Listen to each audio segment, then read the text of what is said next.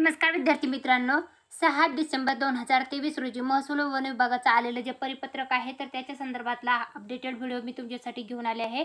विषय आहे महसूल विभागातील कटक संवर्गातील तलाठी भरती सन 2023 बाबत तलाठी भरती परीक्षा उत्तर तालिकेबाबत प्राप्त आक्षेपाबाबतचं हे प्रसिद्धी पत्रक आहे। तलाठी भरती 2023 साठी 17/8/2023 ते 14/9/2023 या कालावधीमध्ये 3 सत्रात TCS मार्फत परीक्षा राबवण्यात आलेली होती।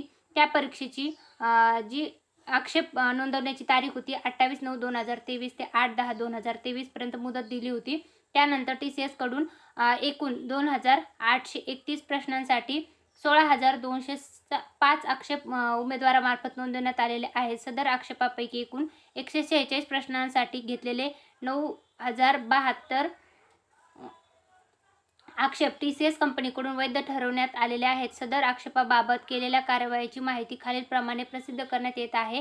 त्यानुसार उमेदवाराच्या लॉगिन खात्यात योग्य ती सुधारित माहिती देण्यात येत आहे। कृपया याची सर्व उमेदवारांनी नोंद घ्यायची आहे। हे आहेत तलाठी भरती 2023 संदर्भातला आलेला अपडेट। ज्या उमेदवारांनी आक्षेप नोंदवले होते तर त्यांचं क्वेश्चन ID देण्यात आलं, सिप देण्यात आली, डेट देण्यात आलेले आणि अवॉर्ड फुल मार्क्स जे आहेत ते देण्यात आले। तर अशा प्रकारचे हे जे हरकती सादर केलेले जे उमेदवार होते तर त्यांच्या संदर्भातलं आलेलं हे अपडेट आहे।